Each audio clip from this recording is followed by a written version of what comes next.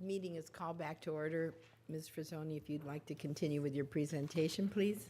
Yes, Mayor, City Council, I realize I have not hit the first bullet on my slide, so I'm going to try to move through this very quickly, explain to you everything that I have on there, and would be happy to take any questions that you might have.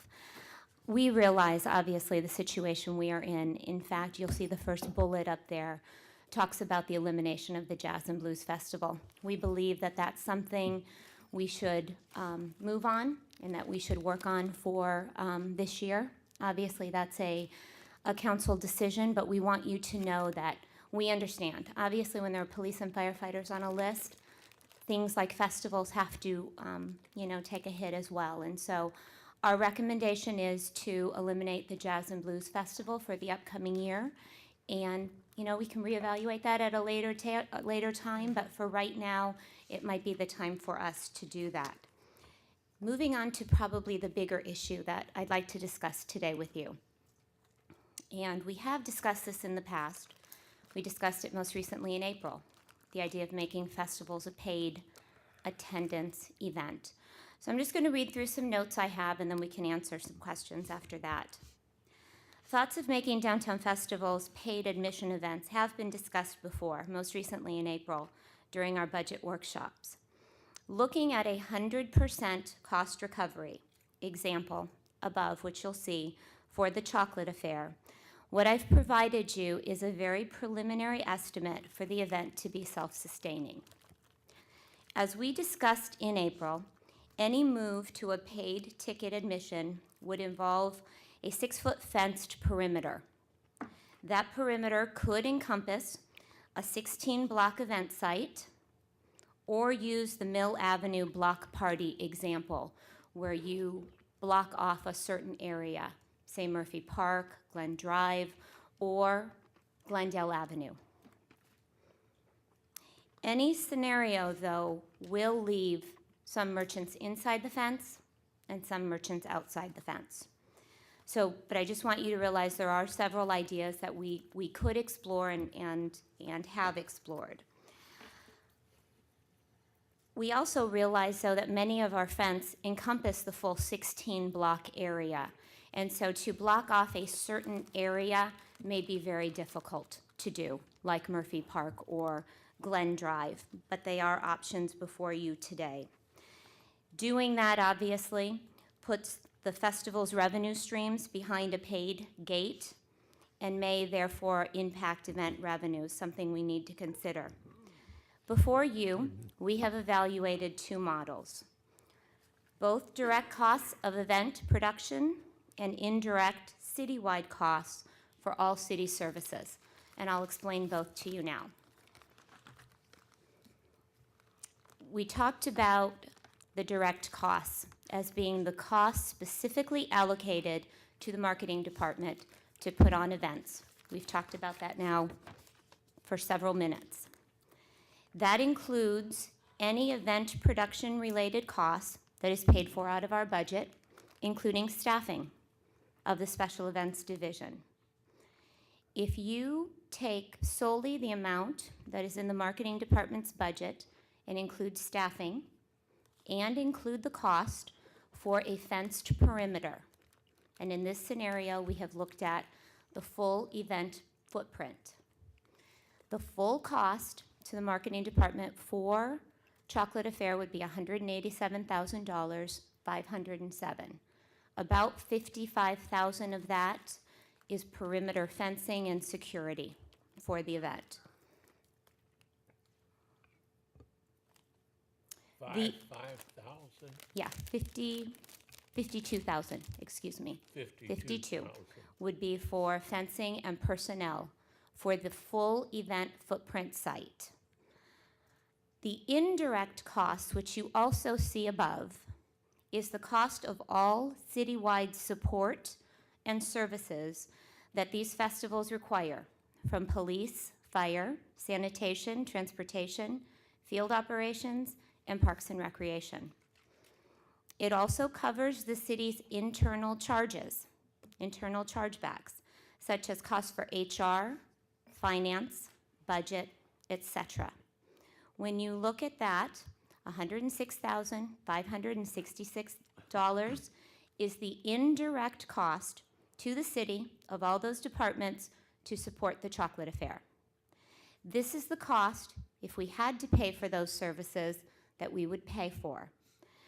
But they are provided to the marketing department. There is not a cost for those charges currently. Currently, the majority of these indirect costs are covered through city departments' use of flex schedules and comp time for those who work the events. But if you look at those full costs, both direct and indirect, and look at what a paid perimeter may do, it is difficult at this point to tell you or to calculate the extent of the loss in attendance and revenue by transitioning this festival from a free event to a paid ticket event. But one thing is given: attendance and revenue would be significantly affected and significantly reduced. Listed on the slide are potential ticket prices for covering 100% of the direct costs of event production, or the larger number is the indirect costs of event production, based on an adult attendance rate of about 2,500 people a day. And I just want you to know that is purely a guess right now with us. We do have some other festivals that are chocolate events in the valley. Most are significantly under that $2,500 number. And last year, we had 95,000 people at the chocolate affair. So I'm just trying to give you some estimate. The three festivals we have looked at, one is in Carefree. I have them for you. But they range in attendance from about 100 people to about 8,000 over the course of 3 days. So we tried to pick a number that we thought was reasonable. We don't know that yet because we haven't done that. One of the most important considerations in this scenario is where the perimeter is and how we put that perimeter fence up. Where is the free versus the paid? Which merchants are inside the perimeter and which are without? Because even if we look at the full event footprint, which we have, there is still a fence up. So people cannot just cross the street or go to an area that may be next door like they may normally do if there wasn't. Just items to consider as we move forward. Many of those merchants will now be located outside the event perimeter. It's also important to consider the city could lose money on paid admission events due to lack of ticket sales or bad weather. Another item just to have on our radar is the paid parking. If there's only 25 people coming down here a day, there probably is not a demand or as great of a demand for paid parking. And so that number, I'm sure, would probably potentially be eliminated or reduced very significantly. To wrap this up, although Glendale's festivals were never intended to be paid, obviously this is a different time and we must consider all options before us on the table. It's important, though, that we consider, if we are going to move down this road, the ramifications and all the impacts that something like this would do, and just be aware of that moving forward. It's important that you know that we continue to find ways to reduce production costs and increase direct revenues to help the city offset those costs. And this has resulted in a significant reduction in the use of general fund money to pay for events over the years. In fact, in the last 5 years, the general fund amount has been cut about $500,000 to the marketing department to put on the event. So we are working on it, and we understand the position you're in, and we just wanted to make sure you know we're thinking about some options, and whether or not we move forward on those obviously is a discussion to be had, but there are some options on the table. Mayor. Councilmember Martinez. Thank you, Mayor. Mr. Soni, is this the first time that the public is hearing about this possibility of a fenced area? Well, Mayor, Councilman Martinez, we did discuss it very shortly in the April budget discussion. It didn't get very much discussion, but as far as right now, yes, this is the first time they're hearing about it. Because it's a little more specific, a 16-block area, and I'm just wondering what well, I think you mentioned that of course, some of those that are left out, I mean, I'm sure they're not going to be feeling good about this, but just the perception of a fenced area, I don't know, just has a ring to it that doesn't sound good, but I realize if you're going to do something like this, there's no other way to do it. It's just a fence, just to me, just doesn't sound right. That's all, just a comment. Councilmember Lieberman? I have trouble with that 95,000 figure. At 3.4 figure people a car, that's 28,000 cars to park. We only have 2,600 or something like that entire parking spots in a half mile that's a downtown. Where did all these people park? Or is that over 3 days? Or because that's 30,000 people a day. I can see that on Saturday. I'm not sure I can, although sometimes if we run a beer booth Sunday, sometimes if it's hot, we get good people on Sunday. And Mayor, Councilman Lieberman, just a quick update on that. It is 3 days, and you'll probably remember that Chocolate Affair is one of the events that we do a shuttle for to Glendale Community College. So the overflow that can't fit in the downtown or in the parking garage is shuttled in from Glendale Community College. How many people can we accommodate in our 2 parking garages? How many can we accommodate in our parking garages? 1,000? 1,000. 1,000. 1,000 cars. 1,000 cars. Okay, thank you. Mayor? Yeah, Councilmember Clark. Yeah, no one's going to like what I'm going to say, but I'm going to say it anyhow. If I had my druthers, I'd cut your budget, $635,000 this year. And what I would say to you is go raise your sponsorships. You say you've got $300,000 in the bank in reserve, and whatever sponsorships and funding that you can gather together to put together a scaled-down festival, then that's what you do. It's a matter of living within your means. And quite frankly, it gets back to the entire discussion that we have had today. Festivals, to my way of thinking, are not a priority in our budget. And no one wants to see them go. Everybody enjoys them. They're wonderful events. But we're talking about you keeping that $635,000 or asking planning or the attorney's office or Parks and Recreation or who knows what other departments to shoulder that burden for you. Not for you specifically, but you know what I mean. To shoulder that burden for you, to take deeper cuts than they've already been mandated to take in order to preserve festivals, which are not a necessity nor a core service to the citizens of this city. So I make no judgment and will offer no comment on fencing or no fencing or any of this other stuff, because I think philosophically I cannot support maintaining festivals when it means other cuts to other departments. Mayor. Councilmember Canair. Thank you, Mayor. I have been walking around the downtown area the last week or so, trying to talk to the business owners, and the most of them, and not necessarily the restaurants, because the restaurants do pretty good year-round, but the stores have almost all said they make about 25% of their annual income off those festivals. That's a lot for, I didn't realize it was anywhere near that high, but it's pretty high.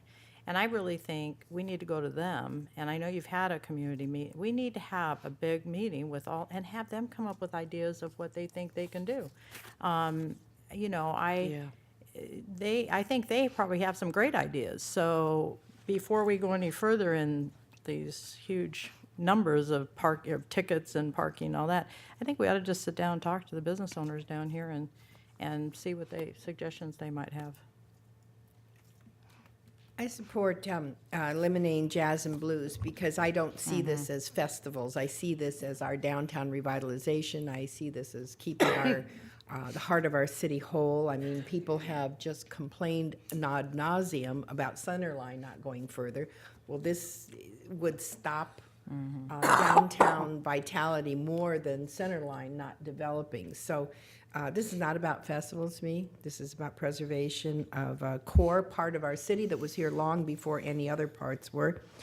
So I agree, and I was going to say the same thing Councilmember Knack said, you know, get the jazz and blues off and whatever you can attribute cost to that. And the reason is because I've heard from numerous business owners that jazz and blues, people come for jazz and blues, and they sit in the grass. And maybe that's one that you could do a fence-off thing and they'll pay for it, but they're not shoppers. The jazz and blues people, and you've probably heard that too from the merchants, they're just not shoppers, and we're doing this for business vitality. And then I agree with Councilmember Knack, get together the business owners as quickly as possible to determine other models. But, you know, I truly believe that the city of Glendale will suffer a bigger black eye in terms of our community value by losing our downtown events than we ever will by losing the Coyotes. And my suggestion still stands.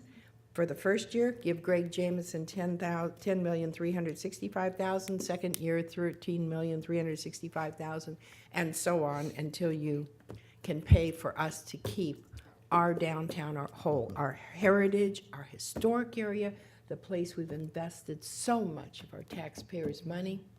We have to keep it whole. And Mayor. Councilman, I just want to follow up. yes, go ahead. I also asked about the festivals, and most of the downtown business owners said that jazz and blues would be the one that they would eliminate. heard that, too. So that's kind of, but I also, in talking to Mr. Jameson a while back, asked him about his involvement in the community and what he would do. So he said he is very, you know, wants to be involved. Well, that'd be the first thing I'm going to ask him then, is to help sponsor and support our festivals. And why wouldn't he? That'd be good advertisement for him. So we'll work on that. Councilmember Martinez. Thank you, Mayor. Just an observation, you know, going back to the 95 or 90,000 for the chocolate affair over a 3-day period. You know, a lot of those are probably first-timers, and there'll be a good residual from that, and that they will come back to the downtown also, and, you know, and visit our shops and restaurants and so forth, so there is value there. And years ago, and I know you know all this, but maybe the public doesn't think about it. Years ago, I was very involved with the Glendale Arts Council, which at that time had downtown art festivals. And the amount of money you can bring from sponsors, the amount of money you can bring from food vendors especially, and others is dependent on the number of people that you have a track record, you can show that you bring to that event. So if you're going to bring in 3,000 people, you're not going to get $450 from a food vendor to have food there. And I know you know all this, but it's very much a moving target. You start reducing your attendance, then you reduce the amount of revenue that you bring in to help pay for it. So finding that happy medium is not real easy. So.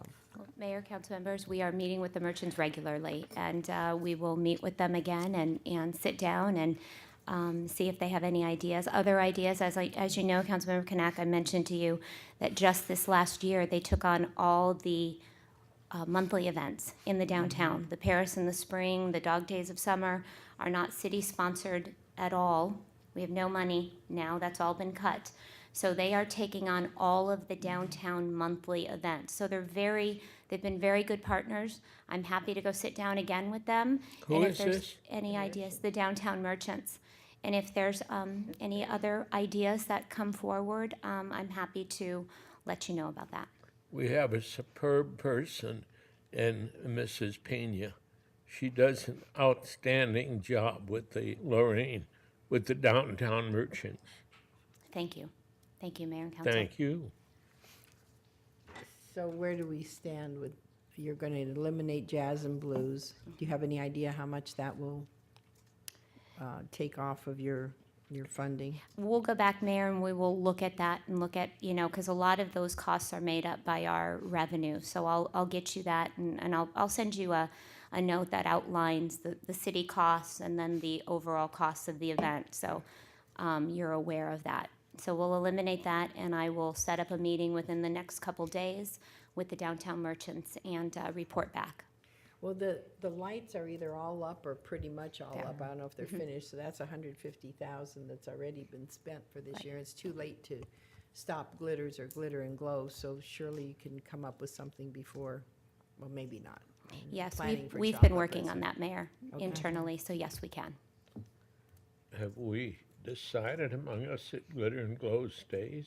But they've already That's put already- the lights up and everything. So it's staying for this year. The majority of the money's been spent already.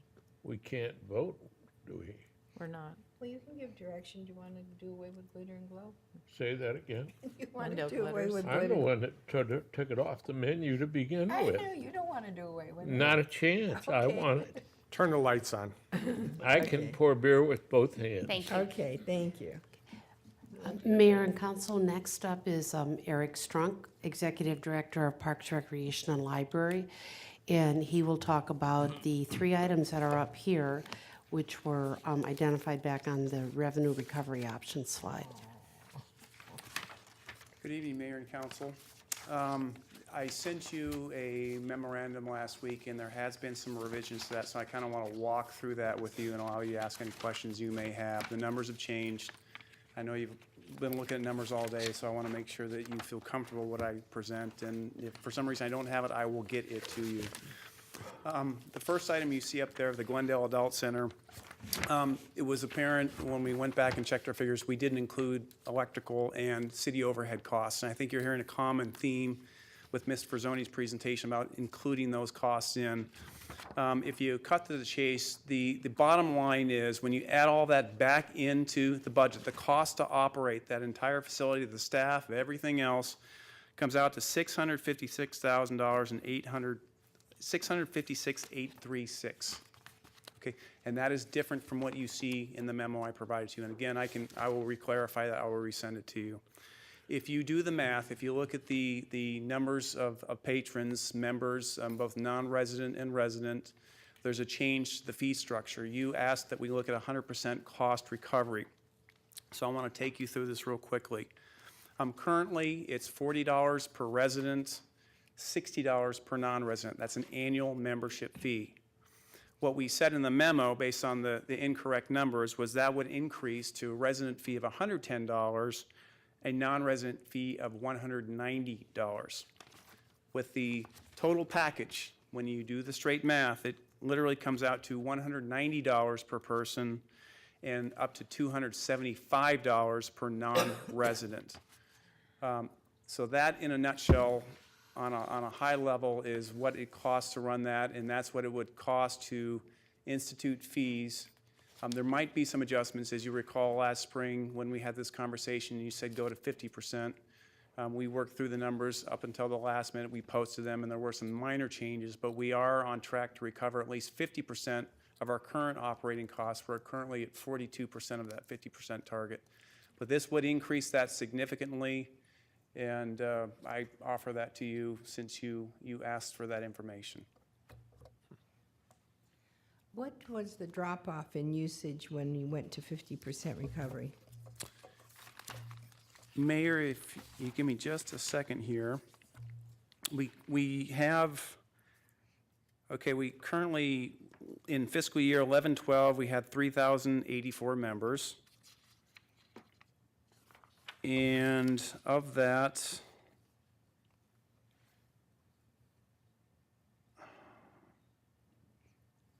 I've got everything but that, Mayor. We're 3 months into the year. I've got I'm going to have to get that information to I you. was just wondering if your staff indicated there was a significant drop-off in users or slight, if you had any feel for that. Anecdotally, and I will get the number, so I That's apologize. okay, anecdotally would do Anecdotally, we heard some comments early on, we are not going to come back, we can't afford this.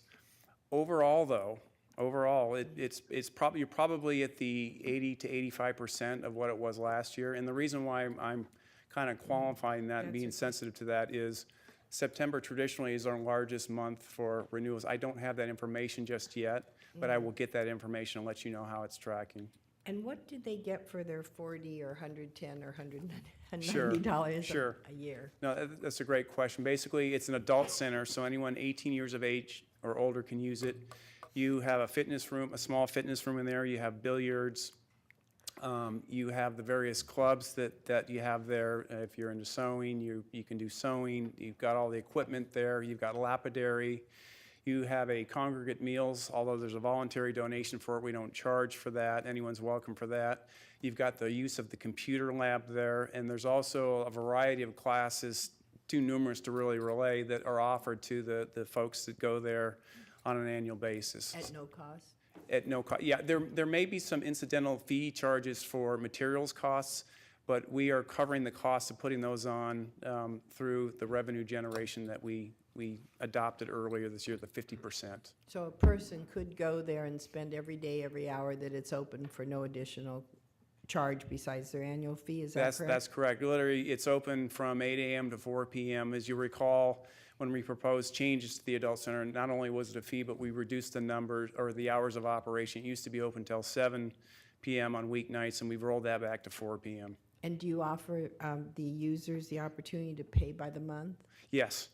And that was a suggestion that came up in the course of conversation this past spring. Can we be flexible on how we ask for that? And we are absolutely flexible on that. Monthly, quarterly, annually. Thank you. Councilmember Yeah, Canal. and figuring that's what I was thinking. You're looking at 190, that's about 15, or $16 a month. It's close to 16 a month. And then the other is 23. I pay $24 a month to go to the gym, and all I get is the gym. So, at relative, I think there's a lot of bang for your buck at the adult center, that's for sure. Yeah. So, Did you want, I'm Well, sorry. just follow up on that, if my question is going to be that we have a fitness center there, like you mentioned, and I know it's not elaborate like the commercial ones, but it's pretty good size, really, and the equipment that it is in there. And I was going to ask, what would that cost? And I think Councilman Connect just answered that. So yes, I think it is a great value. Yeah, Mayor, Councilmember Martinez, up until July 1 of this year, there was a separate charge for the gym facility, as there was for the billiards room. We removed that, and we just bundled it in the annual fee. And so if you're a member, you can go in and use it to your heart's content. Okay, thank you. I think if you have it where you have the ability to pay monthly, do you even have the ability if somebody wants to bring a non-resident for a day, can you even break it down to a day or no? Mayor, Vice Mayor Freight, in that particular situation, we would probably comp that member. If it's reasonable, we would probably comp that person. They're bringing a guest, let them check it out. If it goes beyond that, we would probably say, hey, wait a minute here. because But to answer your question, we don't have daily fees established. Okay. We use the annual fee model. Well, at $15 a month, that's like 50 cents a day on 30 days in a month, or $16. I mean, it's really reasonable. If they want to do it monthly, you don't have to, the yearly would be, pretty close to the $190, but I think monthly is great. You give them that flexibility. Councilmember Clark. I support your 100% cost recovery model for the adult center. I too had sat there like Councilmember Knack and multiplied it out, what it came to monthly. And $16 that's $4 a week. It's very reasonable, especially for all the amenities and activities that are offered. So I would support 100% cost recovery on the adult center. I think so too. It's going to sound harsh, I think, when they hear it, but You know, for the folks that are regular users, and there are some that are there every single day now, it's closed on Sundays now, right? That's correct, and the weekends, Mayor. Okay, so basically, those folks, and on the weekend, so Yeah, it's yeah. open 20 days, or 20 days a month. Yeah, basically Mayor, Monday through Friday, I believe it's 8 to 4 p.m. It was open partially on Saturdays prior to July 1.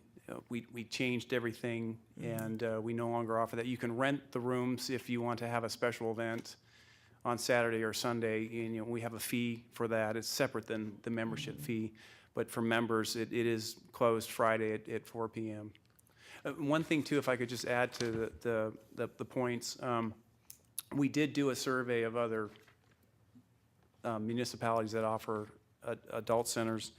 And you know, even though we're looking at this model, they do charge a little less and substantially less than what we do, but they're different models, and there are different reasons for wanting to go down this road. So, but we did do that, and I have that information too, if you'd like to see that apart from this conversation.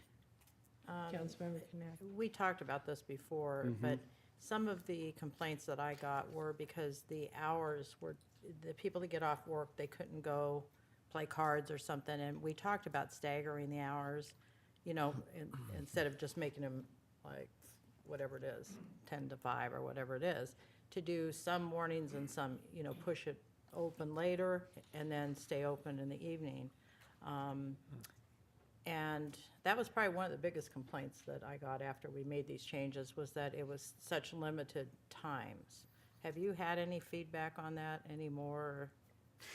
Mayor, Councilmember Connect, initially, early on, prior to July 1, when we changed the model, we were bringing about some change, so we did a pretty good job of letting everyone know about what that change would entail. And we did get a few comments saying, you know, you're really asking for it if you do this, and we may go next door to the facility in Phoenix. And, you know, our only response was, we're doing this, and we can't control where you go or where you stay.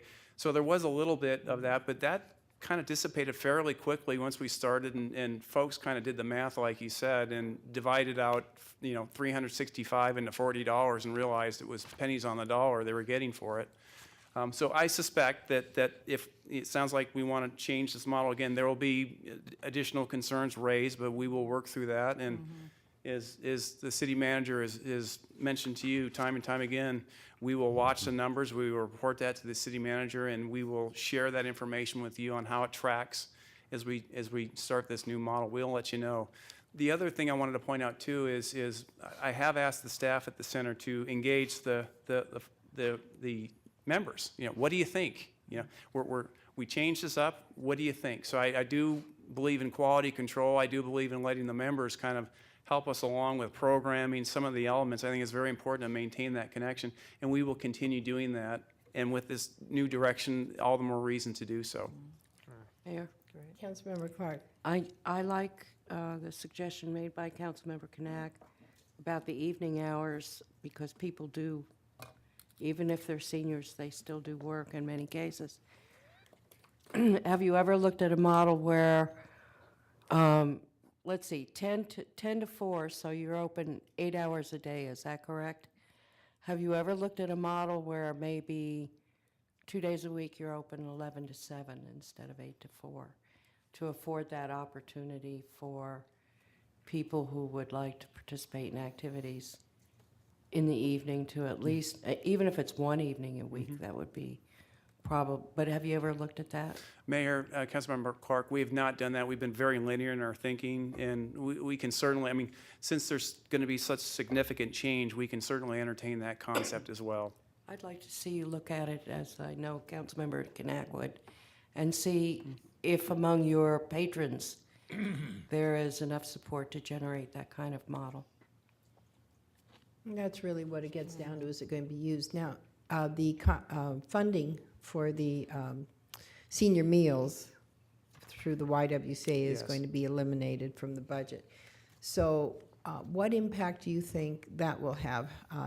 Do you think there's a large percentage of the people who come because they can get the meal for free? Mayor, I'm kind of flinching a little bit on that. The numbers I had for that, just kind of throw them out. There were a total of 21,000 meals served last year through the YWCA. And the majority of the users that we've looked at the trending analysis, the majority of the users do stay around till about 1:30. They get there early in the morning, and typically, right around 1:30, 2 o'clock, you kind of see a fall off. So I suspect, without doing quantitative studies, I suspect the meals have something to do with the bringing together the folks there. Even though we all know that the meals, you don't need membership to get the meal there. You don't have to be a member. They're open to anyone that can go to that facility. But my suspicion and my educated guess is you have membership, they look forward to the meals, it's a little bit of fellowship, they get together. And if those went away for whatever reason, you would probably see a further decline in those that go to the facility.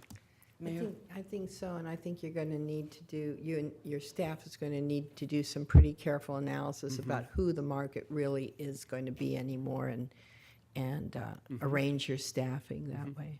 Councilmember Clark. Thank you. And if I remember correctly, when we had our original discussion about YWCA Meals on Wheels, I thought I heard that was going to move over into a CDBG grant program. Mr. Skeet, do you remember any discussion along those lines? Mayor, Councilmember Clark, we did consider that and said that we would recommend that the CDBG group consider the Meals on Wheels a priority opportunity, but again, it's a competitive process. So even though we recommended it, we still think that, so we're hoping that we can be successful in moving it there. I hope so, too. But it's not going to be funded. The city has its portion. Yeah. You might want to recommend or Yeah, think about the city Mayor, I portion. can actually speak, it's still near and dear, still fresh in my Right. mind. As you discussed the other week, there are a couple components in the general fund that are being recommended to shift to the general fund. That's for the Central Arizona Shelter Services homeless program, and then the Meals on Wheels program. The congregate meals portion is already funded with CDBG money. Oh. So that would just be okay. put back into the hopper, and it would be a competitive process. You're absolutely right. Okay. So But- all those meals at the senior center and at the Y, those are all part of CDBG right now? Yeah, those are typically CDBG fund, correction, yeah. Okay. That's good. Thank you. You did skip some of your Parks and Rec stuff on the page before. Oh, I apologize. That's okay. You can, just so you go back to it, it's the grass program and the O'Neill Rose Lane rec centers and, Yes.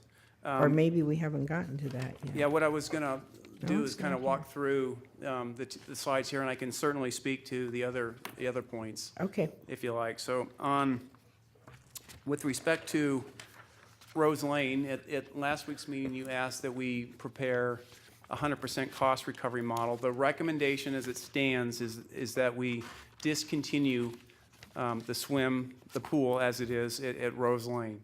And last week, you requested information on what would it cost for 100% cost recovery of that particular facility. Again, reclarifying a few items in the memo. If you drill down to it, I'll go through the math here with you. The total cost to operate the facility, when you add in all the overhead and everything else, it's not 252,839, which was in the memo. It's actually 276.9. And again, I will be more than happy to email this to you. The revenue on that particular facility, the last fiscal year, was 141,246. 141,246. 141, 246. less Subtract, than half of the expense. correct. If you subtract the revenue from the cost, you get 156,029.92. We had approximately 29,744 individuals that went to the facility this past summer. You do the math, it's quick, dirty math. It comes out to about $5.24, so we call it $5.25 per person that in addition to what they currently pay, they would have to pay to break even at 100% for that particular facility. In addition? Yes, that would be in addition to the existing gate fees, So is the total 525 or 525 plus the gate fee? 525 plus the gate fees. Oh, so then, because this says gate fee to increase, so what then would the total be? Mayor, if you look at our books on Page 3 on the bottom. 3. in our books, blue books. Okay, Yeah, Mayor, it would go have that from, and I can walk through that if you're okay with Okay. that. And okay, I just add 525 to all Yeah. of these. Now, what I would caution is, if this is the direction the council would like us to go, I would want to go back and look at the non-resident fee, because we applied the same increase to the non-resident, and philosophically, we want to provide more for our residents than we do our non-residents, so there'd be a variation in the fees, but as I it don't stands. want to close that pool if at all possible. Even if we have to up the fee to $5 a person and see what we can get out of it. For increased revenue, it would be a surprise if it paid it its own way. But if we could come closer to getting it to pay its own way, that pool is a recreational necessity in that area. Mayor, Councilmember Clark. well, so I'm going to sound like a broken record, but again, I support 100% cost recovery model. And if this is what it takes, well, we need to try it. It might be that the attendance is so low that it doesn't warrant keeping it open after a certain point, but at least we need to give it a shot at full cost recovery and see how it works out. I'll agree with Councilmember Clark. And that's, okay, so if the attendance is low, so what kind of attendance would you need then in order to recover the costs? Mayor, we're basing we're using actual numbers. And what we'd have to go back, we'd have to look at an average of the last 3 years. And we would have to kind of predict, our best prediction on how many folks are going to fall off the radar if we increase the fees. I'm just going to let you know, Mayor, I think that it will be significant Oh, at that particular facility. 25% at least. And yeah. it will be very difficult to fund and pay the staff to maintain the pool. And I'm not saying no, I'm just saying there will be some challenges that we would really have to work through. You have to front this money first. You've got to hire lifeguards in January, February to train them to get ready for the swim season. You've got to maintain it on an annual basis. And you will see a fall off in the numbers of individuals that go there. Mayor, let me ask a question. Just as at the adult center, you scaled back the hours. Have you scaled back the hours at Rose Lane? Mayor, Councilmember Clark, that's not been something we've looked at. If that's something you'd like us to, Well, maybe it's a combination of both things. Maybe you need to, what is it open, 7 days a week during the summer? yes. Yes. Well, maybe you need to close it like on Mondays and Tuesdays and have it just open 5 days a week, because that's going to lower your personnel costs right there. So I don't know, I'm not a genius enough to know what the ultimate solution is, but I think you need to look at a combination of reduced hours and increased fees, and to arrive at some kind of model that you think might work. And the question I had written had to do with school swim teams. Is the facility rented to them now?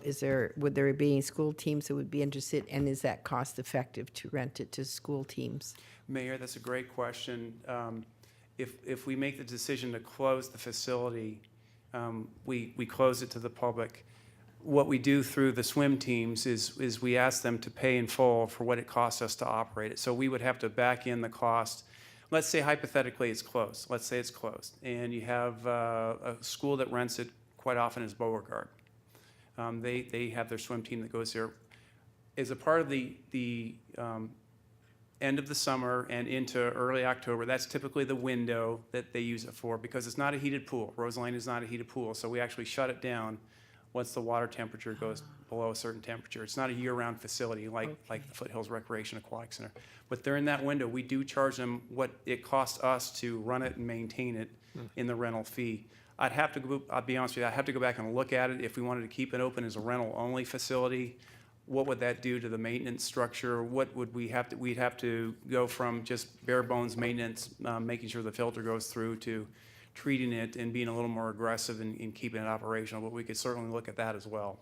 Yeah, no, that's not what I was thinking. I didn't realize that it's not heated and it's closed for 7 months of the year. I That's was correct, looking Mayor. at it more, renting it to school teams in the months when we weren't doing public swimming, so forget it. If we could, we would. It'd probably cost more money to open it up for them. Yeah, okay. Never mind. Mayor, Yes, Councilmember well, Martinez. Mayor, I agree with what you just said.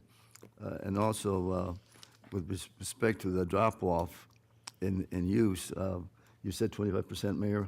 I would guess, Yeah, I'm afraid it's going to be much, much higher than that. I mean, those rates, you know, for a daily fee. In fact, I had a conversation with Mr. Strunk yesterday about the rates, because as soon as I saw that, I could see that, I mean,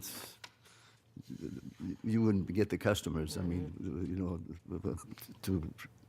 to keep it open at those rates. And I do agree with Councilmember Lieberman, if there were any way to keep it open, because it's the only thing down there, it's certainly, you know, I wish it could be done, but under the circumstances, I don't see how we can do it.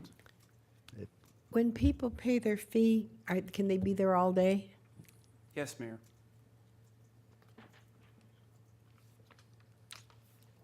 Some people pay that to go to other places all day. Oh. Wow, it's tough. Okay. I don't know what you're hearing here. I don't either.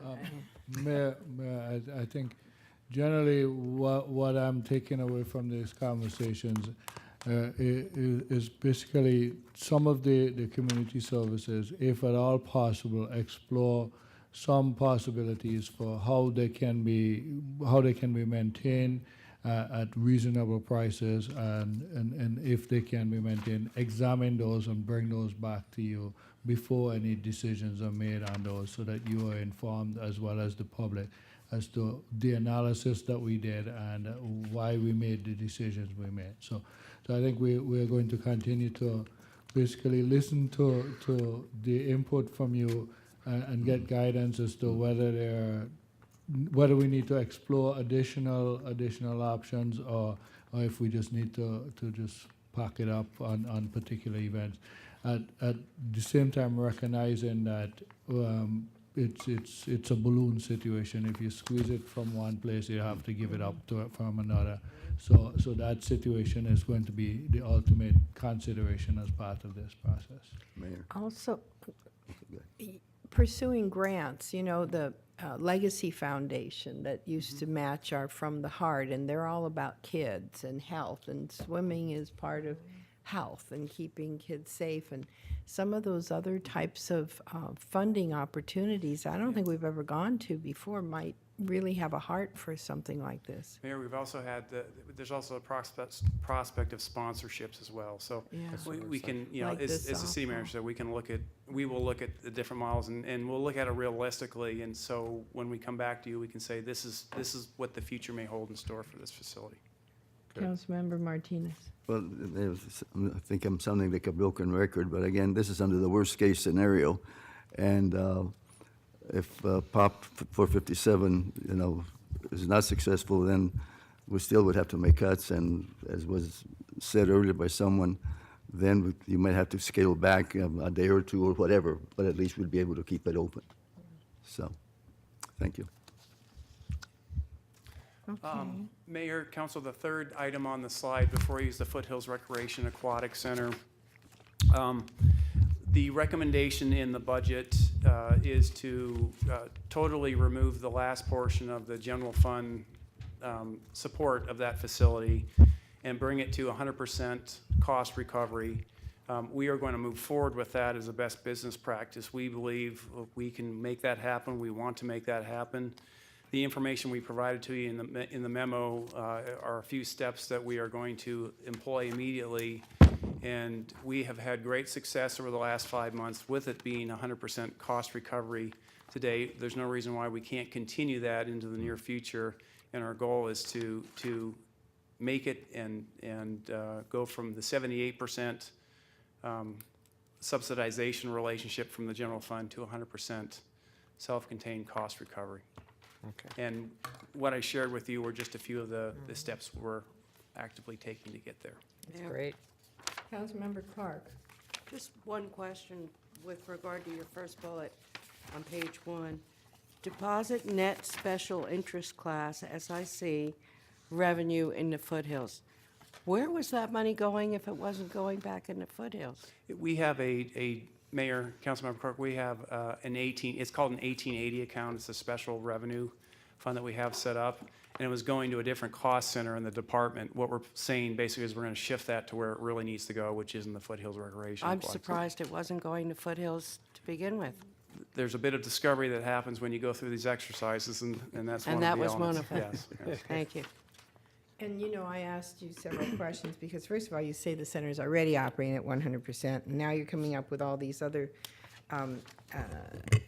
revenues to make sure it's 100%, even though it's already 100%. And then if you add on the $5.25 or whatever it is per person to use the swimming pool, basically what it is you're using it as a funding source for other things in Parks and Rec. I mean, just like the special interest class revenue, if it was going someplace else, it was helping some other program. And I think you even said yourself you don't want to get to the point where it's unfair. So Right. how are you going to resolve all that with raising the swim rates and doing all this other stuff with other revenue sources, and it's already at 100%? Mayor, I think the answer to that question is we don't want to gouge anyone. I think that's the key thing. And the way we're setting up the Foothills Recreation Aquatic Center is it's going to be 100% self-contained. So the dollars we spend we're going to have to generate that revenue to meet the expenses. It's going to be a self-contained unit, so it's not going to go outside of the Foothills Recreation Aquatic Center. Traditionally, through this 1880 account that we've set up in the department, I'm kind of getting into the weeds of it here, all departments have kind of paid into this 1880 account, including the FRAC. And what we're in the process of doing is assigning those costs to the appropriate division, getting that out as a whole, and we're looking at the costs, the true costs of each department in that fashion. So to answer your question, we would adjust rates correspondingly, appropriately, to make sure that we're not generating a profit, if you will, and that folks that use these facilities are paying for the services they seek at those facilities. And Mayor? If you read the 4th paragraph on that page, the FY13 budget for the center is $1,348,451. The estimated revenue for that same fiscal year is 1.1. The difference between the budget and estimated revenues is 247,000. So I think that that's what that these things are proposed to generate that deficit of 247,000. I know, but I had read the sentence above that says, in the past 5 months, the center has been operating at 100% cost recovery, so they've evidently already implemented some things. Some things, Mayor, it's cyclical as well, so we're going to see a fall off here in revenues that come in. Remember, we're kind of coming off the summer swim season, and that tends to inflate it a little bit. So it will dip down, but on the whole, we feel very comfortable, confident that we will achieve that 100% mark. Now, you rent out that pool to swim teams Yes, ma'am. when it's not summertime? 'Cause- Correct. okay. Correct. Yes. And is there one team or multiple teams that use it? Mayor, I believe there are, I want to say, I know there's 2 for sure. I'm thinking there's a 3rd as well. I know Deer Valley High School uses the facility, and there's, I believe it's called the Nautilus Swim Club. I believe there's one other swim club that rents that facility as well. And they pay the appropriate fees? Yes, ma'am. Mayor. Councilmember Martinez? Mayor, just want to follow up on what you said, that I also looked at that, and if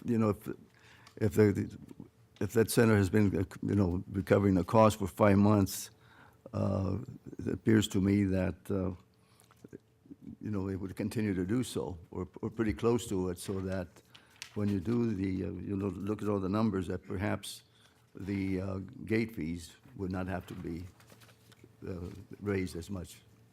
So I think we need to look at that. Okay. Mayor, the bullet point on the previous slide, if we rolled back, I believe it was the GRASP program. I think that was one of the items that Ms. Scherhammer pulled up early on in the presentation. Basically, you'll recall last spring, we came before you and we indicated we were going to change up the model to reflect a 100% fee recovery. We started that on July 1 at 3 of our sites, which are the 3 that we're recommending for closure, that have a direct impact on our general fund, and that's a reduction that you see in the budget proposal. Those 3 sites, unfortunately, even though we've marketed this, we've had community events, we have a total of 6 individuals that have signed up for that, and we said we were going to come back. We are coming back. It does not pencil out, unfortunately. And you may also recall that at the time we presented that concept to you, we said the free market would ultimately determine how it would kind of play out. And we took it to heart. We promoted this as much as we could. We worked with a community group to get it out there. We worked with DES to try to encourage families to, hey, here's the paperwork, we'll help you fill it out. We just did not hit the numbers. So it's kind of with regret. We all know how important GRASP is in that particular area, but it's just simply not penciling out. We do have 6 other sites where it is, and we will continue that as long as it continues to generate its cost. If that slips below the radar, we'll make a call on that as well and work with the city manager to update you on how that tracks. But that was the bullet point on GRASP, and it's a total of 4.25 FTE positions. And again, you saw that last week and the week prior. Right. And I think that concludes the bullet points, unless you have any other follow-up you'd like me to look at, or? Thank you. Thank you. Okay, Thank you. Mr. Strong. Mayor and Council, Fire Chief Burdick will address the information on this slide and the following 2 slides. Okay, thank you. Good evening, Mayor and Council. I believe at the last workshop, as I was leaving, you had brought up the issue of what those items were in the fire department that were providing revenue. This one describes the expenses of the fire marshal's office, as well as the areas that we recover some of those expenses, if you will. It's important, I think, to point out that one of those, typically over the years, we have always operated with the fire permit fees you see up there listed. So the fire department brings in somewhere around $250,000 a year through fire prevention fees, as well as the inspections at care facilities that we provide. What council approved a couple of years ago was our ability to inspect and charge for existing building inspections. That's what you see up there now is the fire inspection fees. The partial year is $183,000. A full year, we project off the numbers will be $473,000. So what you're seeing up there now is that the recovery piece of this, once it's fully implemented with the fire inspection fees, we will bring in about $736,000, a little bit plus, out of the $854 that it costs to operate, leaving us in a deficit of only about $118,000. Now, we are looking at some things that we can try to line that so that this becomes basically a net zero effect. That's one of the things that was on a previous slide about doing some restructuring there. But again, the point of this is I think the fire marshal's office has done a good job of saying they were able to go out and recover that cost and provide the service that has traditionally been provided just as an extension of what we do in the fire department.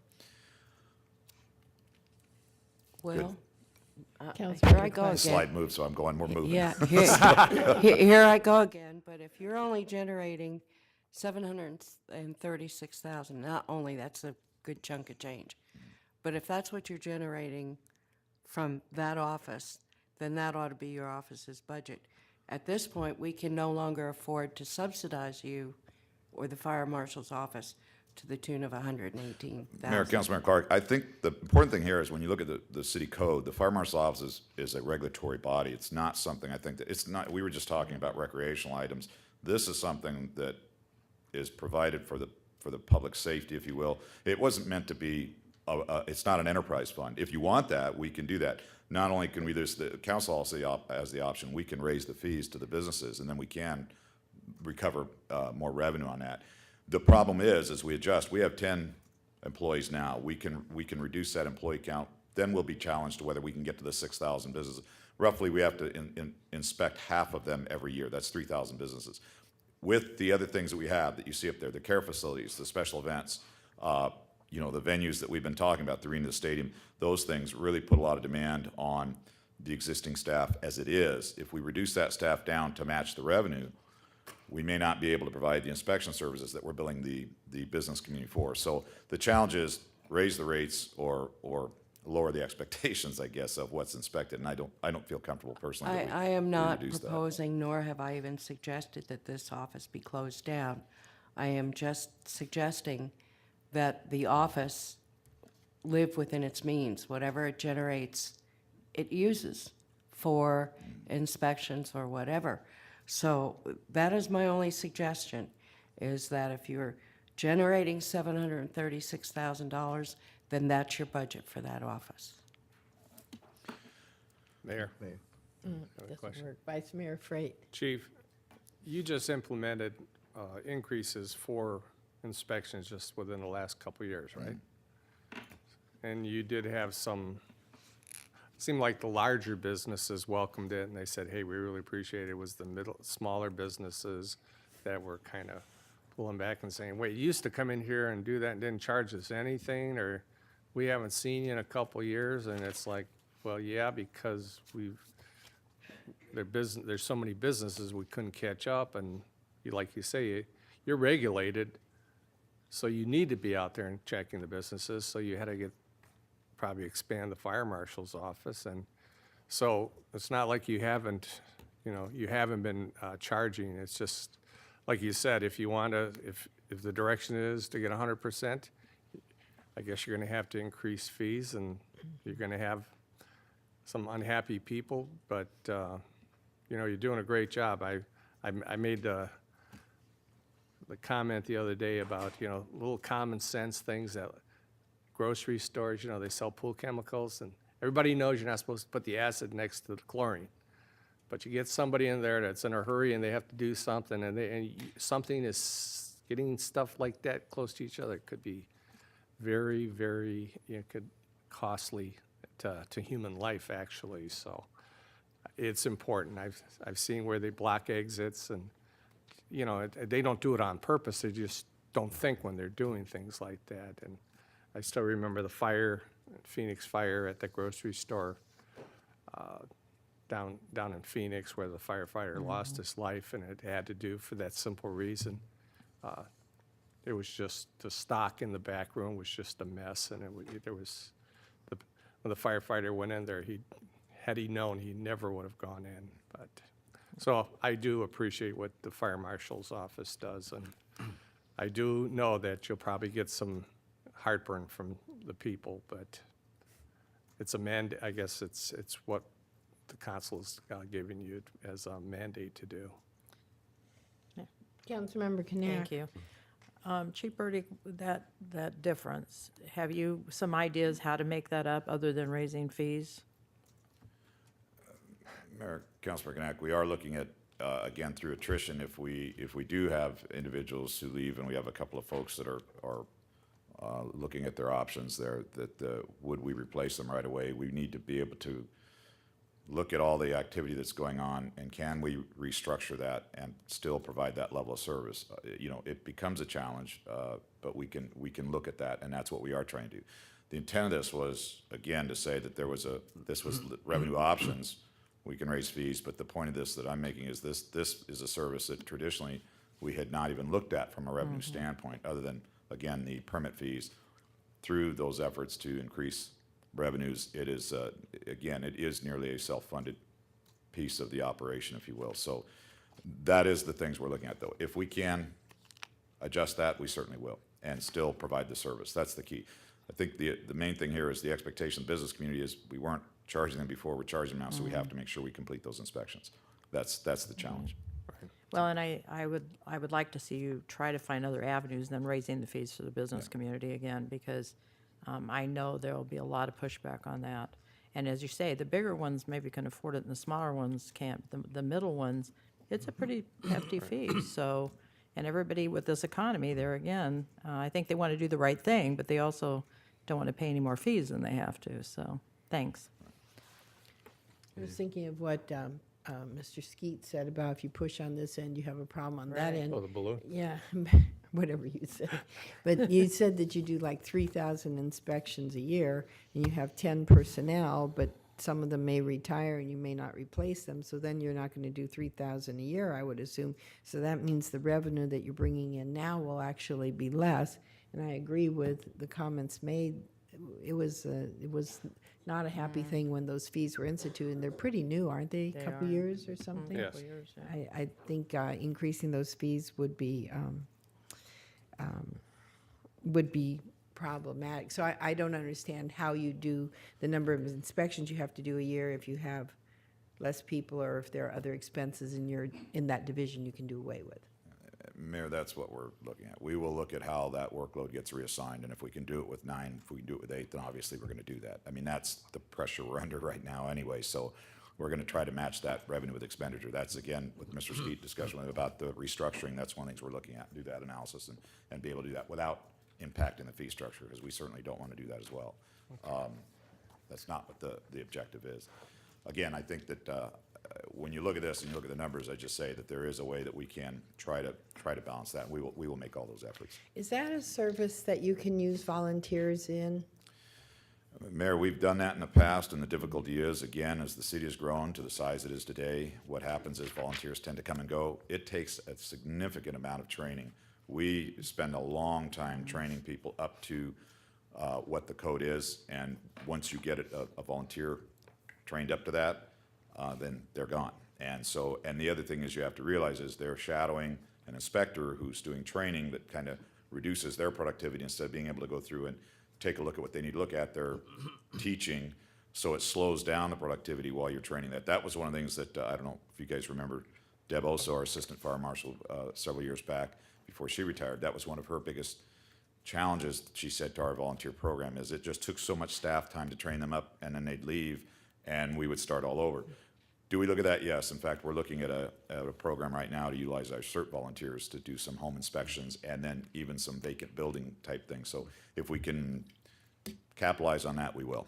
It's just not the best thing for I remember regular use. because there was a gentleman that was very active in the city for a while, and he used to do inspections. He got very upset when he, I remember now. Okay. How about retired fire personnel? Is there any interest on their parts to do it as volunteers? We reach out to them all the time. And they say no, huh? No. Unfortunately, they get busy in other, really, they volunteer in a lot of other ways. And we do have a few that volunteer with our fleet maintenance, things like that. And once they get busy of those things, their Yeah, interest wanes on us. okay. This is You're- not you're the best. thinking of everything. It's not the best service to go out there as a volunteer, and there's not a lot of, always welcome, with open arms, so that's the Right. challenge. Yes, Councilmember Martinez. I'm Thank you. sorry. Chief, did you say that by regulation you have to do at least half of the inspections each year? Mayor, Councilmember Martinez, we're regulated by the fact that the state gives us the authority and requires us to do the inspections. The half is when you break down the model that we have, that again, through the fact of how we're charging the fees, high-risk occupancies, those that have hazardous materials, things like that, the hospitals, we inspect those annually. It goes down from there. So if you have more of maybe a CPA or an attorney, we might get to that one every 4 years. When you break down the amount that have to be inspected every year, the rollover, if you will, year over year, it's about 3,000. It's about half that need to be inspected annually. Again, some of those are every 2 years, some are every 4 years, but when you put the mix all together, it comes out almost half. So I was thinking, since the department just went through accreditation and got it renewed, and I wondered if you got below that threshold, that, would you be out of compliance or does it pose a problem with that accreditation? Yeah, Mayor, Councilmember Martinez, I don't think that would be that significant to them. They just want to know that we're accomplishing them and how we're doing it. But again, if you have to make business practice adjustments, they're usually understanding with that. It would just be if we were failing to do it, you know, in a really large scale, then there'd be a problem. Okay, thank you. Anything further on this item? You have your next one? The other ones that we talked about was the contract we have with Aerovac, and that is the HALO program. That's one where we use both Glendale paramedics as well as paramedics from neighboring cities. Currently, we use Surprise and Sun City West Fire District. They help staff that unit. The biggest point on this is that there is full cost recovery. This is a very well-performing public-private partnership, and that we don't. In other words, we don't go into the red with this. They cover our costs. They cover the overtime expenses for these other communities. We hired our bodies with that, so our training, everything is wrapped up into that. Very successful program, and we just renewed the agreement with them, and we'll try to continue that for as long as they're willing to partner with us. Great. Councilmember Lieberman? Yes, thank you, Mayor. We have one of our personnel on every helicopter, Chief. Mayor, Councilmember Lieberman, there's one helicopter that's stationed at Aerovac, has an agreement with the Glendale Airport. They station it there. What this did was it took their personnel, they decided they relocated their personnel and brought in fire personnel to staff the back of that helicopter. So one of our paramedics is on that every day, and then we rotate with the other communities with the other seat. There's two seats basically in the back of the helicopter, two paramedics. So the other one might be Sun City West or Surprise every day next to a Glendale. But it always carries one of our firefighters. About 99% of the time. Yes. Might be that 1% that they fill both seats. And that's included in the cost of service. Yes. The other one was the Southwest Ambulance, and we just wanted to talk about that very briefly to say we are currently working on our contract. That has been, again, another successful program and provides us with, again, revenue coming in. So I don't know if there's any, the piece of this when you talk about revenue recovery is we are trying to renegotiate to get some additional things covered. So that should be a better performing contract than what it is today, and it's very, very well performing. I mean, it does provide us a lot of Is there a new cost. dispatch center working, Chief? Very well. We're pleased. They're there. They're good neighbors. We're doing a lot of work with both Southwest Ambulance and Rural Metro, and we're happy to have them. Thank you. Questions? Okay. Are you going to do the police and the fire police for and fire. sports facilities? Were you trying to escape? I said no. I didn't know. I'm sorry. Mayor, Council, this is also an item that we talk about, the revenue and expenses.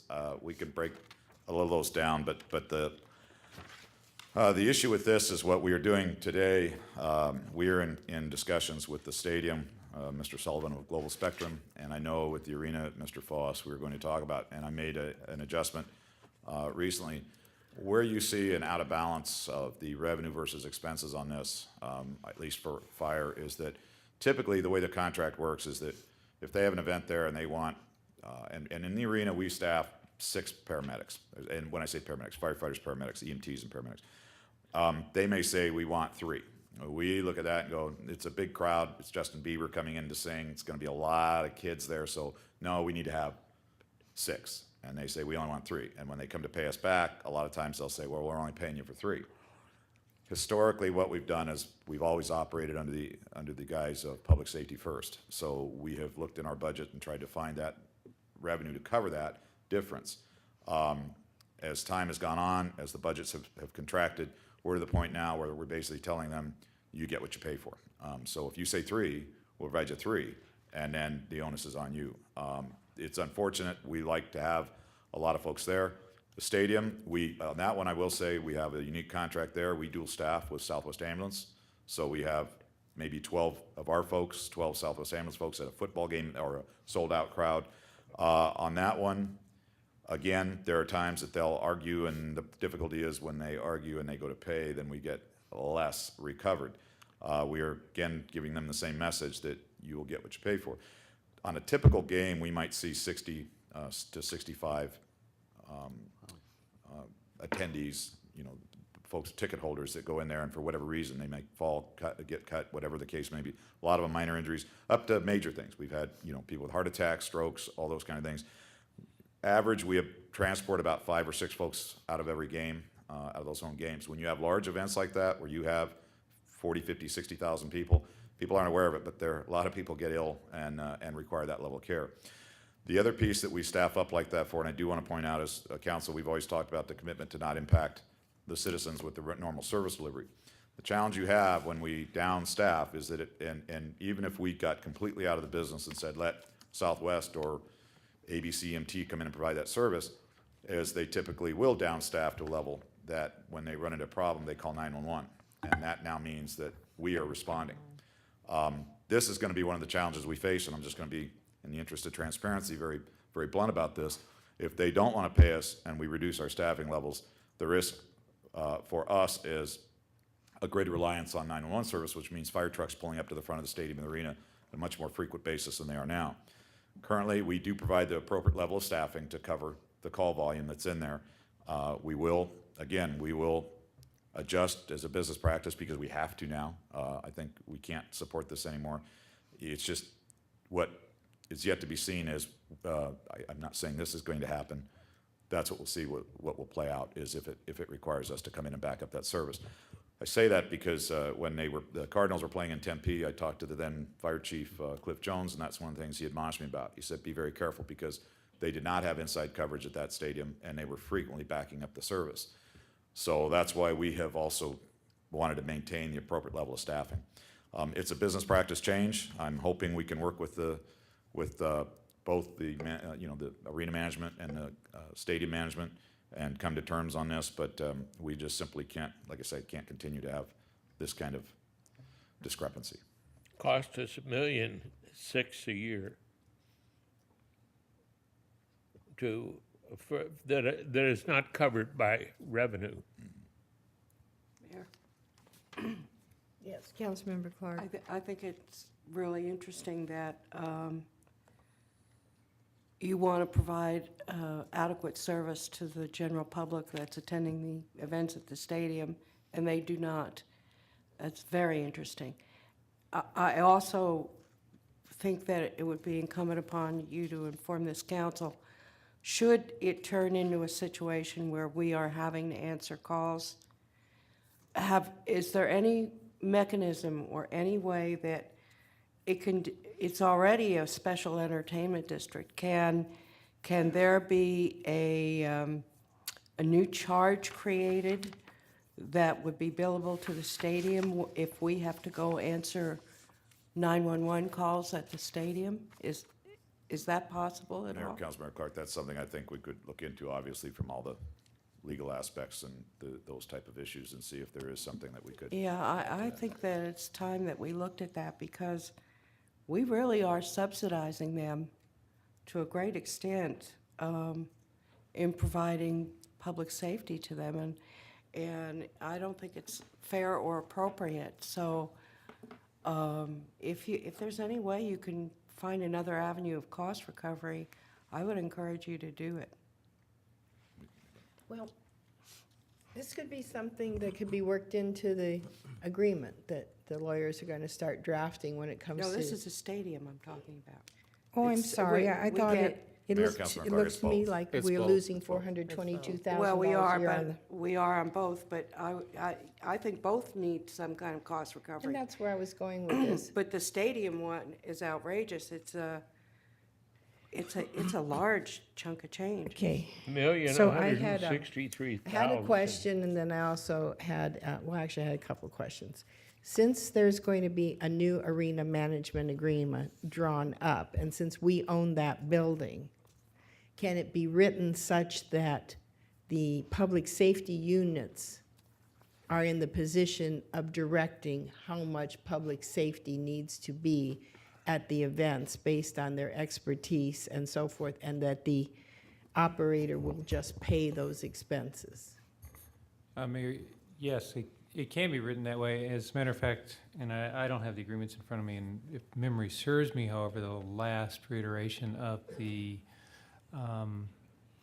what's it called, safety and security agreement that was agreed to was outlined in that fashion. Great, so That's very that good. should take care of, that can take care of the arena thing. Now, are you familiar with whatever the agreement is with the Arizona Sports and Tourism Authority for the stadium in terms of who gets to make the call on what kind of staffing? Do you know Mayor, what that is? when I reviewed both of those, as the arena came in and we negotiated a contract, the arena and the stadium, my recollection of, just again from recall, is that both of those agreements, that's one of the issues, the point of contention that we've had, is they both have said that we would be able to, if we wanted to put 50 in and they said you need 5, we can come somewhere to the middle. The challenge with that is routinely is that no matter what number we throw out there, it's always going to be, well, we need less.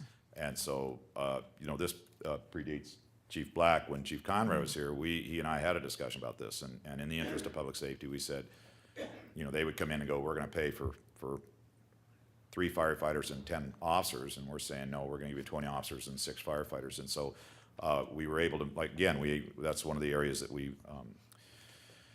were able to maintain through the budgets up until these, as we've been talking about, and Ms. Sherhammer pointed out, the loss, that 10% that you saw reduced out of police and fire, that was a piece of that, is that we simply don't have the overtime staffing to cover that anymore, so. That was going to be another question, this 1.1 million that goes to the stadium for you and police staffing it the way that you feel it should be versus what they're willing to pay for. Is that part of the reduction that you're each taking out of your budgets? Because I won't clearly we speak- can't afford Chief this. Black will have to answer that. For fire, it is part of it. We did reduce the arena piece down to, that's what I directed staff, is that, in having discussions with Mr. Skeet now on some other areas, that we will basically adjust the business practice to say, you're gonna, like I said, you're gonna get what you pay for, so. That's arena. What about stadium? Stadium's the same thing, same message. We will now be able to make sure we have a revenue neutral impact. And I don't know what the opportunity is to reopen the discussion with ASTA for the stadium, but clearly we can't absorb $1,163,000. And Mayor, as I say, we're negotiating. I'm in talks with Mr. Sullivan, and this is the issue. This is Okay. kind of the point of Right. contention right now, so we'll see if we can't work Great. through that. Yeah, Mayor? And Mr. Tyndall, thank you for taking care of it for the arena part of it in the safety and security section, or whatever you said that is.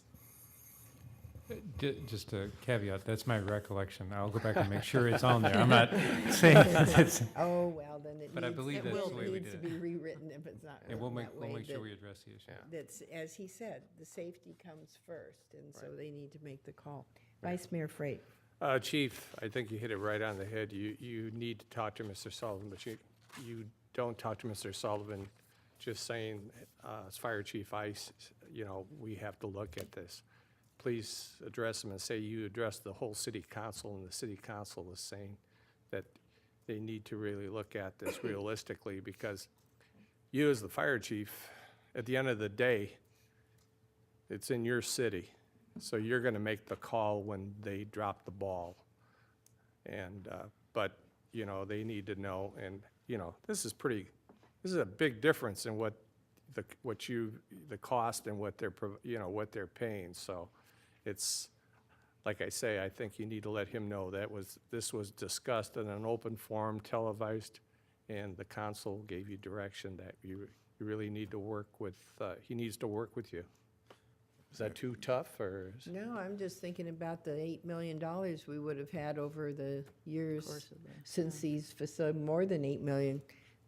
If we didn't know we were Well, paying Mayor, all this. Vice Mayor, I appreciate that because, and Mr. Skeet knows as well, over the years, that every time we say those things, the first call that I'm told they're going to make is to either the mayor or the city manager, and so. Well, they've every never time- called yet, every so time tell them to. We love to get in that I'll discussion, I'll so I give can. them the number. I can tell them now, we brought We're this forward to waiting. public meeting, so we can, We're waiting. yeah, Mayor. we can do that. Councilman. I just want to thank you for spending your birthday with us this evening. Oh, happy birthday. Happy birthday, birthday. Chief. Thank you. Yes. 39. Yes, and holding. Mayor and council, next up is Stuart Kent, Executive Director of Public Works. He's going to talk to you about fleet services. You had asked for some follow-up on that. He has this slide plus the next 3 slides, and then we get to the wrap-up slide. Okay. Mayor, council members, good evening. I feel like I started this meeting, and I guess I'm beginning the process of wrapping it up a little bit. So I'll keep it as direct as possible. You all had asked some specific questions related to public safety, maintenance, and fleet management costs. I'm going to go through that very briefly. We've continued to make efforts within fleet management services to look at a variety of issues over time. We outsourced our parts operations in 2005. 2009, we created a motor pool, effectively eliminating about 80 vehicles across the entire city fleet by creating separate motor pools at this facility as well as at the Public Works Yard. We also created some flat rates for both emissions and oil changes. Specifically, the flat rate for oil changes applies primarily to the non-public safety, non-emergency response vehicles, which basically charges them a flat rate of $15 for labor plus the associated filter and oil costs. So on an average basis, it comes out to about $37.90 for an oil and filter change for a standard sedan pickup that is not public safety related. You can go to the next slide. I wanted to highlight briefly with Mayor and Council, and these are in the memo that was provided in your packet. Wanted to share some just general costs of both police and fire costs. The 4 colors represent fuel, parts, labor, and then miscellaneous. Fuel is within the police services budget is the largest component, represents almost 50% of their total costs on an annual basis. Parts typically represents about 20% of their costs. Labor is 28% of the costs. And the miscellaneous, which is typically stuff we either outsource to private vendors, and it also incorporates revenue we get back from things like if there's an accident, a member of the public has an accident with a police vehicle. The insurance comes back as a credit back to the police department. Those numbers total out to about 3% of the total costs. Next, thank you. In the fire services, the numbers are somewhat similar. Fuel represents about 34% of the total cost. Parts is about 29% of the total costs. Labor represents 31% of the total costs, and the miscellaneous category is 4.6%. That goes in large part to fire services, as an example, drives about 620,000 miles last fiscal year. I'm sorry, would you Sure. give I'm me going a little those fast. percentages again? Certainly. Fuel represents about 35% of the total cost. Okay, Parts is 29%. okay, Labor is 31%. got it. And the miscellaneous is 4.6%. The numbers are similar, but vary a little bit to police. And just to give you some perspective, fire drives about 620,000 miles a year, or this last fiscal year. The police department drove this past fiscal year about 3.3 million miles. So it's a much bigger number. Their fleet's bigger as well, but the number of miles driven in any function is going to drive, in large part, the costs associated with the service. The biggest variable seems to be the cost of fuel. Mayor, Councilmember Lieberman, that's partially correct, obviously, because the police department's driving almost 5 times the number of miles. Their amount of fuel cost is going to be substantially higher. And of course, obviously, fire trucks get a much lower miles per gallon than, say, a typical sedan. No, I Both meant have a lot of idle time. I meant year to year. The big variable is the cost of fuel. Mayor, Councilmember Lieberman, that is correct, and I probably should point out, over the past 5 years, as across the entire fleet, I don't have a slide on it, our fuel costs have sort of continued to rise, even in some cases where our overall miles of driven have actually dropped. Fuel has risen 80 cents a gallon since, I want to say it was last fiscal year, 2 fiscal years. Since 9/10 to now, so over the 2 fiscal years, it rose almost 80 cents a gallon. So again, there are some costs that we can fundamentally control, some costs that we can't, and our responsibility is to try to control all of them, candidly. So that's the effort and that's the charge I've given with the fleet staff. Going to the last slide and sort of addressing one of the issues that's in the report, there was reference during the council meeting last week about a $300 oil change. And I wanted to sort of lay out what some of the numbers were in that specifically. There was a charge relative to all the preventative maintenance charges in police that called out specifically one oil change, as it was called, that was $317. It was a preventative service maintenance to a police motorcycle, actually. And unfortunately, the mechanic at the time did not do down in the next line to avoid the issue and roll all the costs up into the preventative maintenance cost. One of the items that was within that $317 included replacing the battery on the motorcycle itself. Police motorcycles are not like typical other motorcycle batteries in that, one, they're more heavy duty because there's more electronics, but more importantly, they're also sealed. So in the event the officer has to lay the vehicle down, that battery is as resistant as possible to it not splitting open and then having acid coming across. That's been a practice we've had in place for a number of years in cooperation with the police department. So what we have worked out with police in particular is looking at our formula differently and essentially offering them a flat rate for a service on their patrol vehicles. The flat rate will be $130 plus the cost of parts. And what I wanted to lay just briefly out was some of the things that incurred, because this is not a standard oil change that you and I may get in our personal vehicles. Beyond doing the oil change, we also pull all four wheels off of a police vehicle every time and inspect the brakes, and then rotate the tires and spin balance them and put it back on. We do a full load amp check on the battery. So we turn everything on in the vehicle that is available, the lights, the sirens, the camera, everything, and then test the battery at that point and check the amp draw to confirm that battery is not going to leave an officer stranded by the side of the road. We will do a full hydraulic inspection system and check. We'll check the suspension and what are the U-bolts, which is to allow that what essentially is a high-performance vehicle to operate the way it's supposed to operate. These are all standards that we've developed with the police department jointly to ensure that when the officers are out there, they're driving it the way it's supposed to be maintained. And then we do a test drive on the vehicle. Unlike the local Jiffy Lube, they're not going to take your vehicle out and test drive it. But we do a drive around our lot and around the streets right around our lot to confirm that everything is operating correctly. Then it's returned back to them. That is certainly more expensive than traditional. We believe that developing the flat rate on the front end for the labor and then the parts extra is one attempt to help them balance and manage their costs, but it's also the nature of some of the work they do. Mayor. Member Clark and then Vice Mayor Freight. Thank you, Mr. Kent. You cleared up a lot of myths. However, you said that you are moving to $130 plus the cost of parts. Was there, obviously there was no standard rate charge prior to your new flat rate.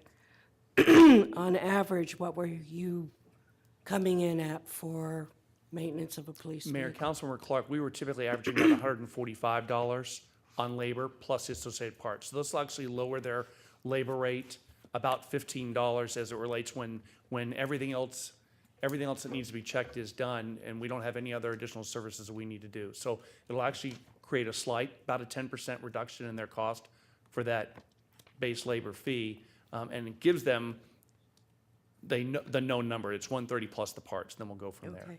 So if you're saying that's going to give them a approximately 10% reduction in their base fee for labor, correct? Mayor, Councilmember Clark, for the preventative maintenance portion of their labor, for instance, if they bring a vehicle in and it needs a whole variety of other work, they're still going to have to pay whatever the additional labor and parts associated with that. So relative to that $15 change, what I've not done at this point is calculated what that specific savings may be relative to their labor costs. Well, they've never paid on the high-performance vehicles. They're not paying $15, are they? No. I thought they were paying 38 something. No, I'm 38. sorry. I might not have been clear in the memo. Mayor, Councilmember Clark, the 3798 or thereabouts was for non-emergency response vehicles. Okay. So the police department, on maybe those few vehicles that are non-emergency response, maybe some of the administrative vehicles, et cetera, they could be getting that rate going forward. And what was the rate previous for high We didn't have a performance? flat rate You set had up. no flat rate? We had the flat rate on the oil change for the non-emergency response vehicles was instituted this last fiscal year. Okay. Do you know how much the police department charges have been since July 1, when this was instituted? Mayor, Councilmember Clark, I don't have the numbers for the first 3 months. What I can tell you is historically, the numbers in the first 3 months of the year across all operations are higher. That's fundamentally because of heat and an additional strain on the equipment relative to AC issues and that sort of stuff. We tend to see higher costs in the first quarter than the costs flattening out in the second and third quarters. But I can ultimately provide that information if you'd like. Okay, yes, I would like to have that, thank you. Vice Mayor Freight. I have a question. How do you get your tires supplied, and who does your tires? Do you still have a tire man down there that does the tires instead of having, because there's a lot of fleet maintenance guys that do that, and they, if a fire truck has a flat tire at a scene, they'll go out there and fix it, and they'll work on cars or something for that. That's one. The other was, what do you do for your vehicles that are, say, they're stationed at Foothills, they're at Gateway? If they need to get a car wash, do they have to drive all the way down to the, take a ride all the way down to the service area there, and they have to get the car wash there, or do they have the ability to, do you have the ability to send them to some of these new cut rate car washes where they're $3 and they're through there in 3 minutes, and they don't look like they're covered with soap when they're all done, And that's been one of my concerns. I look at our vehicles, and sometimes, it's like, do they, obviously it goes through a machine, and that's it. It just, after a year or two of just doing that, if it was a vehicle that you had it at home, you would at least maybe take it to a car wash and get a spray wax on it or something like that. So I that's the question I have. Mayor, Councilmember, or Vice Mayor Frade, excuse me, I believe there were two questions. The first had to do with the tires. We have used companies like GCR and other companies to do tire repairs from time to time. We do not have a dedicated tire person. We rotate our mechanics through our tire bay area, so we don't have someone whose essentially only job all day long is to essentially to bust tires off the rims, put new tires on. We have folks who have expertise in it, and they will do it. If they're tied up in other work, particularly if it's related to repair of other equipment, we'll bring in GCR or someone else to do it. We typically buy our tires through a combination of state contracts as well as other cooperative purchase methods. So, and we have, I think, 4 different vendors or 5 that we currently use, because we have all kinds of tires, everything from, motorcycle tires to garbage truck and fire truck tires and recaps and straight. As it relates to the second question of the car wash at the city fleet maintenance facility, the car wash is not charged out to any of the customers, so folks can use that as they choose to do at any time of the day or night. The yard's accessible for those folks 24 hours, 7 days a week. Ultimately, if I know at times, and I'd probably have the Chief Black respond to it more directly, some vehicles don't come in directly to our yard, particularly the undercover vehicles. They're going to go out to so that way there's no way they can be detected as anything related to a city vehicle, so they're going to a private car wash. And my understanding is officers have that opportunity, and she's nodding, so I'm going to take that as a yes, do have the opportunity to go to either a quick drive-through facility or something else to do that. The department pays for that, or however they arrange that. We don't arrange for it separately. We provide a car wash that they can use if they choose to. If they choose to a little more detailing without scrubbing it down to that level, they can certainly take advantage of that service. Okay, good, thank you. Other questions? Yes. Yes, go ahead. One curious question. I know you successfully have a contract for parts where a private company comes in, checks the inventory, fills it as needed. Have you ever thought about doing that for tires as well? Mayor, Councilmember Clark, it's one of the things related to the performance audit that we're going to be looking at. We do plan to engage a private firm who specializes. We've already found 5 different ones, 4 in-state and 1 out of state so far, who do this kind of work, who specifically focus on fleet performance management issues. Very similar, Council may remember, almost 9 years ago now, we did this in solid waste. We had RW Beck come out and look at all our operations in solid waste.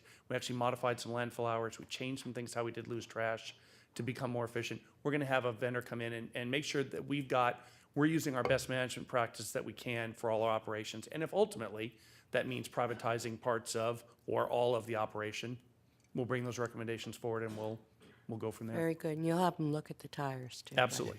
Thank And you. I had asked you how much that kind of contract would cost, and you answered 35 to 50,000 for that. But Mayor, you- that's you correct. expect to recoup that through savings or efficiencies. Mayor, council members, that's correct, yes. You have that built in the budget. Yes. Anyone else? No. Thank you. Do you want to do a wrap-up, Mr. Ski? Or just, Mayor?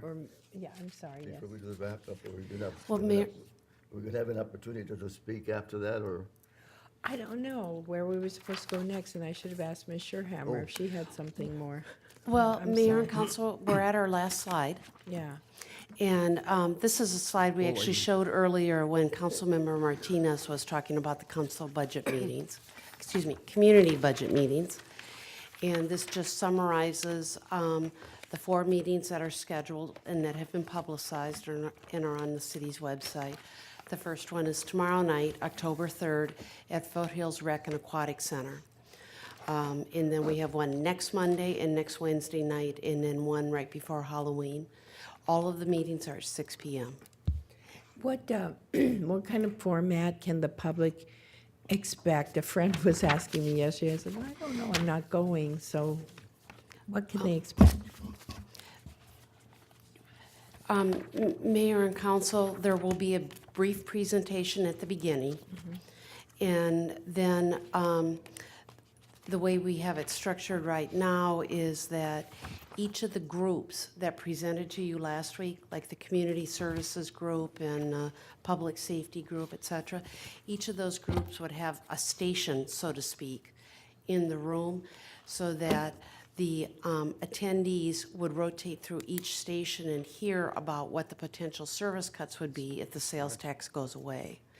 And then I believe at the end, there's the opportunity to offer some feedback. I like that. I like that format. That's a good way of doing it. And Councilmember Martinez, you had something you wanted to bring up? Yes, Mayor, since we're wrapping up, at the last session we had last week, since we're looking at finding money wherever we can, I mentioned that I think we should look at the council budget.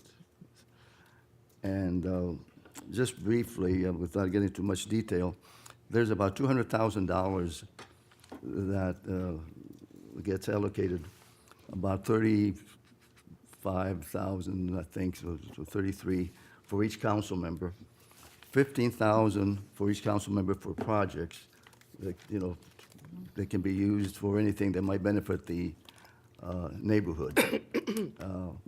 So I think that, in fact, this year, some of us gave up most of that up. And my recommendation would be that in the future, I don't know if we could adjust it at this late date, but certainly for the next budget cycle, that we do away with that. That would mean that's $90,000 that could be put into some other department. Also, we get about $18,000 each in discretionary funds. Has to pay for postage, for travel, for meetings, say, to the National League of Cities, the State League of Cities, attending functions, dinners, and so forth and so on. And I think they could very, very easily be cut it in half to 9,000. So roughly, I'm talking going from about $200,000 budget for the council office and reducing that for half. We all been talking about how we can find monies. Well, I think this is a good opportunity for the council to show that we're not expecting everybody else to do it, and we just sit back and have our small special projects that we can use just about any way we please. That's what I wanted to bring out, Mayor. Councilmember Lieberman. I can't agree. You're not gonna be here. I put 24,000 back into my district or near my district in 16 months. 5,000 went to an aircraft, 9,000 went to playground equipment at Park Lane, at Rose Lane. 3,000 went to the food bank. I will agree on the travel, and I have avoided travel. I've only made one out of state. No, I haven't made any out of state trip this year at all yet. But I will not agree to my discretionary funding. I don't do any mailing whatsoever. Right now, I'm supplying $70 to anybody that wants money for game night. And I reserve the right to take that money and use it as I see fit in my district. Mayor, Yes, Councilmember Martinez. if I may, I know for this year, we approved it and it's in the budget. What I'm saying that for next year, the council approves a budget, and when we look at that budget, we should look at reducing it at least in half. I mean, some of us have voluntarily given up $76,000 this year, the fiscal year that we're in. And if the rest of the council members had done that also, it's another $76,000 that would have been available for whatever department or for whatever service. You know, we keep talking about, you know, we don't want to cut this, we don't want to cut that, and yet, you know, we want to hang on to our little pot of money and use it like we see fit. The airplane is fine, or just using that as an example. It's great, it's out in the park, but I don't think we could have done without the paint or whatever was done to it. Instead of using it somewhere else, use it, since that was used as an example. That's all I'll say. Thank you, Mayor. Councilmember Knapp. Thank you, Mayor. I think I've said that numerous times, and thank you, Councilmember Martinez, because you keep up the fight here. But I think the budget this year, but next year, especially with the new council, I think it definitely needs to be on the table to discuss. This year, it's already passed, and, we've all done wonderful things with that money. I can think of, everything from trees to shade structures to granite on 59th Avenue that I've spent that on that really have helped, keep our city nice and safe and clean. But I just think that in the way things are changing, the world is changing, and I think we need to look at that next year for sure. Thank you. Councilmember Alvarez. I agree with that. Just like I have always said with the luxury,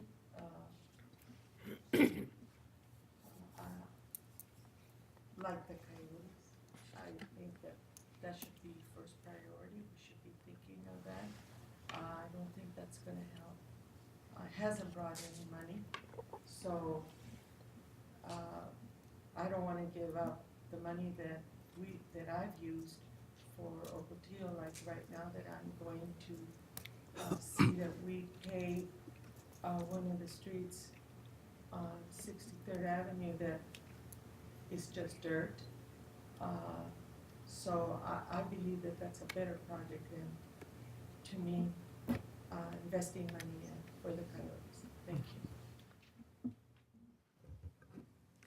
Maybe once everybody knows who the new council will be, just like those of you who will be on the council in January are going to get together and start talking about how you want to go about hiring a city manager, you can add this to your list and talk with those who are coming onto the council Right. about this issue, because there may still be some money to give back for a half a year. And it sounds like everything is, every penny counts, huh? Every dollar counts, so, Mayor, yes. two potential ones are in the audience, so. I know, and, well, one is a mayoral candidate, and I will tell you, just for the record, what they're talking about, you don't get in the mayor's office. So for the entire mayor's office, everything, postage, printing, running the computer, whatever you want to think of, you get $17,000 a year for everybody that works there. It used to be 4 people, $17,000, that's everything. The least little thing you can think of is in there. It's down to 3 people now, so they'll probably cut the budget again. But you have $18,000 each, plus the service of a another separate council office budget. So there's really only one in here that can have some input on this. But I hope you bring it up again. No, I will, We but will. I mentioned it last week, and I wanted to, bring it up, so it's on the record. Well, Do you have anything that you would like to say to us, Mr. Skeet? Mayor, members of the council, in addition to the public meetings that we're having over the next 2 weeks or 2 to 3 weeks, staff is also going to continue to work on refining these budget numbers, and if we find and have significant information to bring back to you at the next budget workshop, we would certainly do that at this point. We would plan to probably have a smaller budget item on the next regularly scheduled budget workshop to kind of keep you updated and informed as to where we are and what other progress and changes and information that we've collected. So you can expect to see the budget item being discussed at the next regularly scheduled budget workshop. Council workshop. Thank you. Anything else? No. Okay, I think we have a lengthy executive session following this, and so we'll go down to B3, or we'll talk about what we're going to do. Anyway, B3. this meeting is adjourned.